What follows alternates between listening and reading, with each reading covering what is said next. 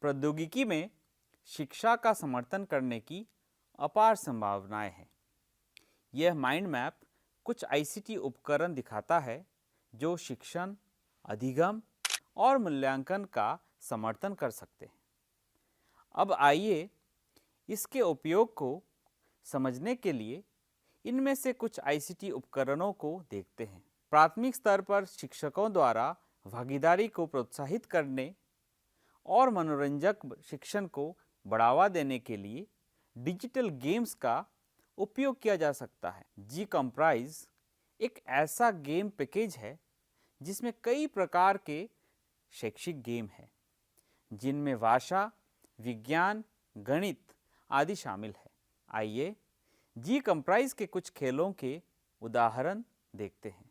अब मैं इस पर क्लिक करता हूँ तो आप देख सकते हैं कि वहाँ गणना, ज्यामिति और अंक से संबंधित खेल है, जो कि प्राथमिक स्तर तक गणित के बुनियादी थीम है। आप इसमें से कई भाषा के खेल भी देख सकते हैं। ये सभी निःशुल्क और ओपन सोर्स गेम है जिनका अनुवाद किया जा सकता है और आपकी अपनी भाषा में इनका इंटरफेस भी बनाया जा सकता है। एडुएक्टिव 8V एक ऐसा ओपन सोर्स टूल है जिसमें प्राथमिक स्तर के लिए गेम है। टक्स मैथ नामक एक गणित सॉफ्टवेयर का उदाहरण लेते हैं, जिसे समूहों आदि में एकल व्यक्ति द्वारा खेला जा सकता है। यह खेल बच्चे को खेलने, गणित सीखने और अभ्यास करने में मदद करता है। इन खेलों का उपयोग शिक्षक द्वारा शिक्षण के दौरान या मूल्यांकन के लिए या कभी-कभी पुनरीक्षण के लिए भी किया जा सकता है। आइए अब यह जानने के लिए कि किस प्रकार अभिभावक भी बच्चे को डिजिटल गेम का उपयोग करके सीखने में मदद कर सकते हैं। इस वीडियो क्लिप को देखें। Some more fishes are coming. You want to catch them?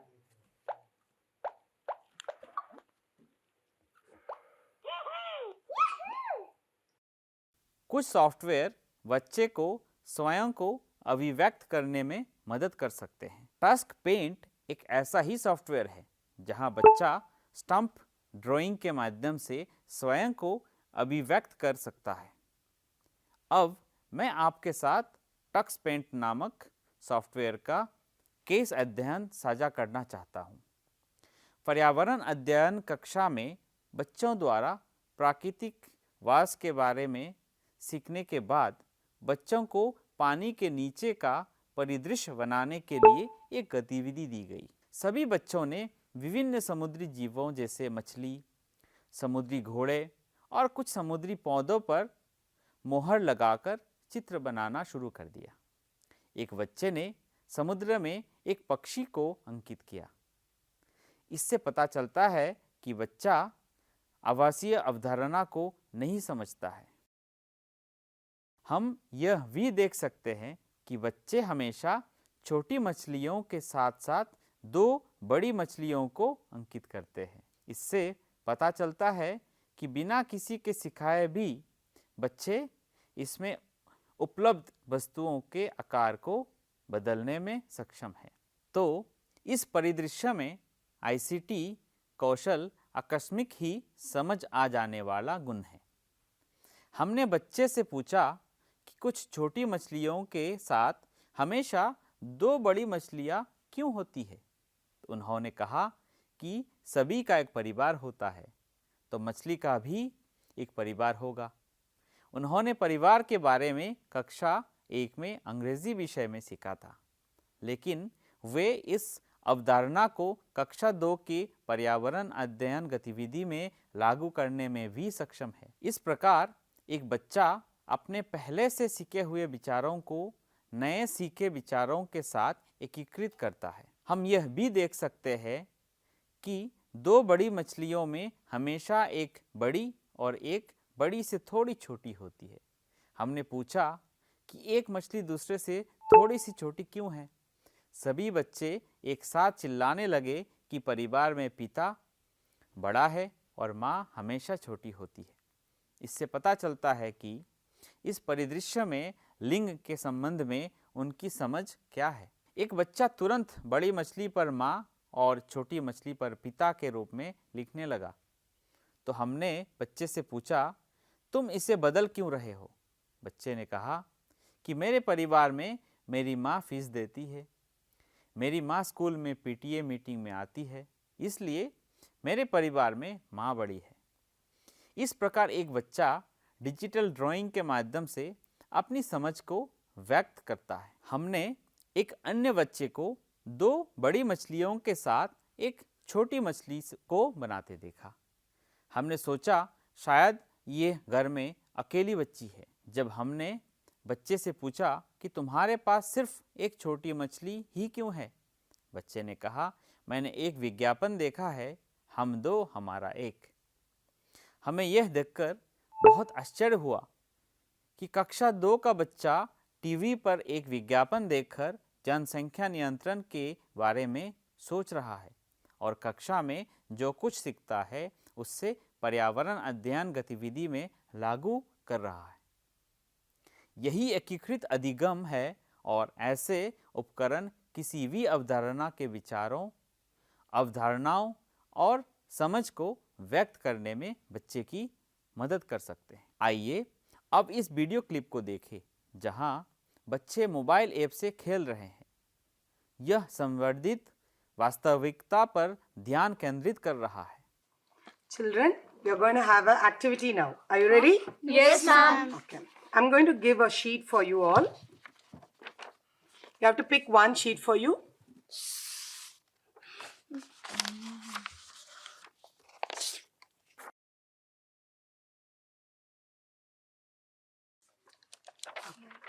So the task you're going to do is, I'll be giving you 1 minute. Within that, you should color this using your color pencil. Okay? You're able to know what you should do in this? Yes. What you should do? Create your own flag. Yeah, you have to create your own flag. You can create, color and draw any of the country's flag, or you can draw your own flag for yourself. Okay? Let us start. Yes. So I'm going to start the timer. Start. मेरे पास green नहीं है. There's no green. ये कर देता हूँ. Wait, you need a green? Because he has flowers and Why can't you grasses. do yellow and blue? Oh my god. That also becomes green. I'm going to color the legs of some different colors. Shrutu is about to complete. Oh yes. She's the fastest. Almost there. How many seconds do we have? Last 10 seconds. 10, 9, 8, 7, 6, 5. I almost completed mine. 2, 3, 2. Minus 10. So your time is up now. It's okay. You have almost colored. All of you have colored. So we can now see what you have done now. Okay? Enough? Should stop. Okay, now I'm going to give you the phones. You're going to scan the picture which you have drawn. Okay? So you both will share this phone and you both will share this phone. Okay? So now scan the picture.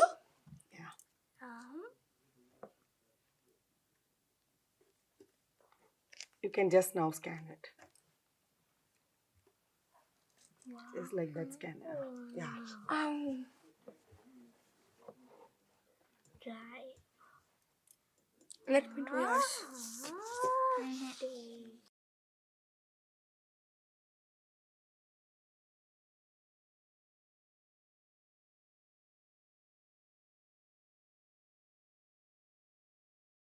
Children, did you all like this activity? Yes, ma'am. Okay, now I'm going to ask you a few things. Ashwin, what did you observe?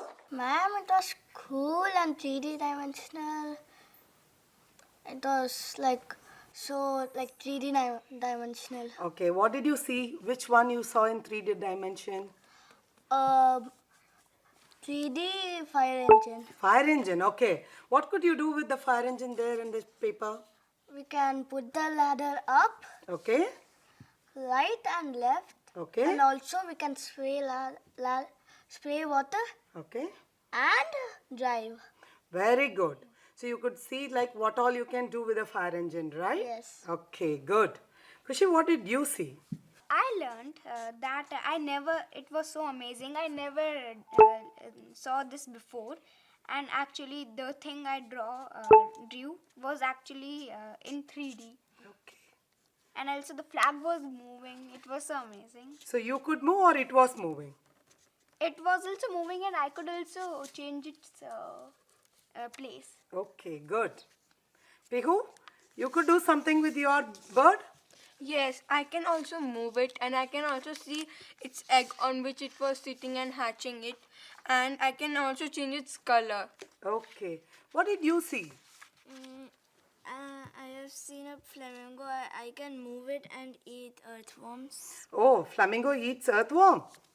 Okay. Shrutu, what did you observe?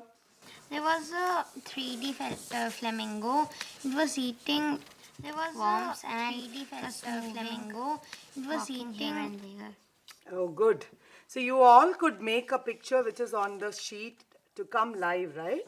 Yes. So you were able to make the movements, you were able to see different things, what that particular bird can do, and he was able to see what fire engine can be used for. So this is something which you can learn by scanning with your mobile, and also you can start learning yourself. हमने इस video clip में बच्चों का उत्साह देखा। अब बच्चे seat पर बैठने के लिए तैयार नहीं थे। उन्हें जब मोबाइल हाथ में दिया गया था तो वे इसके साथ खेलकर खुश थे और वे सबसे सीख भी रहे थे।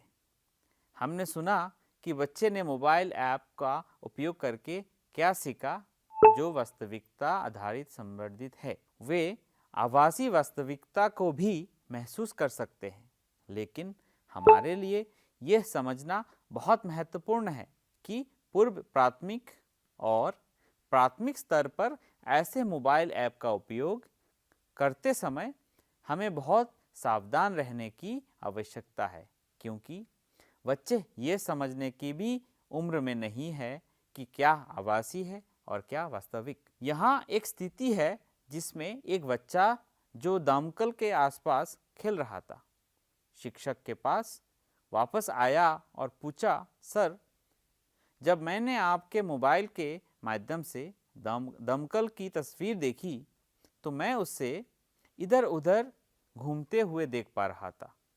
वो पानी डाल सकता था। तो क्या आप अपने मोबाइल के माध्यम से दीवार पर लटकी हुई मेरी दादी की तस्वीर देखने में मदद कर सकते हैं?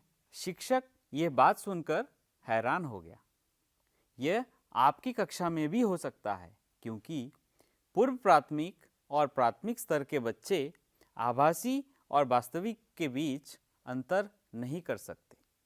इसलिए जब भी हम इस तरह की संवर्धित वास्तविकता का उपयोग करते हैं या अपनी कक्षा में वास्तविकता वाला कंटेंट देखते हैं, तो हमें बच्चे पर इसके प्रभाव के बारे में बहुत सावधान रहने की आवश्यकता है। हमें कभी भी प्रौद्योगिकी का उपयोग केवल उत्साह पैदा करने के लिए नहीं करना चाहिए, बल्कि हमें हमेशा यह समझने पर ध्यान देना चाहिए कि वह तकनीक हमारी कक्षा में क्या प्रभाव उत्पन्न कर सकती है।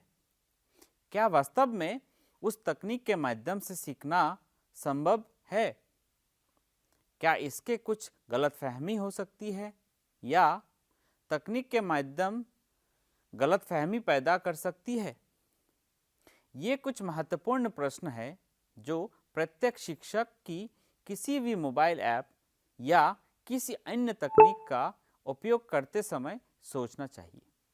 इसी प्रकार शिक्षकों के लिए शिक्षण अधिगम और मूल्यांकन में सुधार करने के लिए कक्षा में उपयोग करने के लिए कई प्रौद्योगिकियां उपलब्ध है। समय की मांग है कि शिक्षकों को ऐसे उपकरणों का पता लगाना चाहिए और कक्षा को अधिक प्रभावी बनाने के लिए कंटेंट, शिक्षा शास्त्र और संदर्भ के आधार पर उपयुक्त उपकरणों का चयन करना चाहिए। कई फ्री और ओपन सोर्स सॉफ्टवेयर है जिनका उपयोग शिक्षण, अधिगम प्रक्रियाओं के साथ साथ ई सामग्री के विकास के लिए किया जा सकता है। कुछ सॉफ्टवेयर और विषय विशिष्ट एप्लीकेशन जैसे जियोजेब्रा कक्षा के आदान प्रदान के साथ साथ सीखने की प्रक्रिया में वृद्धि कर सकते हैं। शिक्षण को अधिक प्रभावी बनाने के लिए कंटेंट, शिक्षण अधिगम की पद्धति और संदर्भ के आधार पर उपयुक्त उपकरण का चयन करना शिक्षक की जिम्मेदारी है। आइए इस संबंध में खोज करते हैं। आप वेब से कभी भी कोई भी सॉफ्टवेयर का उपयोग करने के तरीके का पता लगा सकते हैं, क्योंकि वेब पर विभिन्न संसाधन उपलब्ध हैं। आप NCERT वेबिनार प्लेटफॉर्म का भी पता लगा सकते हैं, जहां आपके कक्षा में ऐसे टूल का उपयोग करने के लिए विभिन्न ट्यूटोरियल उपलब्ध है। खोज करते रहें और अपनी कक्षा को रोचक के साथ सार्थक और शिक्षापूर्ण और मनोरंजक बनाइए। कुछ सॉफ्टवेयर या विषय विशिष्ट जैसे योगीपारा जो कक्षा के आदान प्रदान के साथ साथ सीखने की प्रक्रिया में वृद्धि करते हैं। यह शिक्षक की जिम्मेदारी है कि वह शिक्षण अधिगम की कंटेंट मेथड पद्धति और संदर्भ अधिगम को अधिक प्रभावी बनाने के लिए उपयुक्त का चयन करें। खोज करते रहें। धन्यवाद।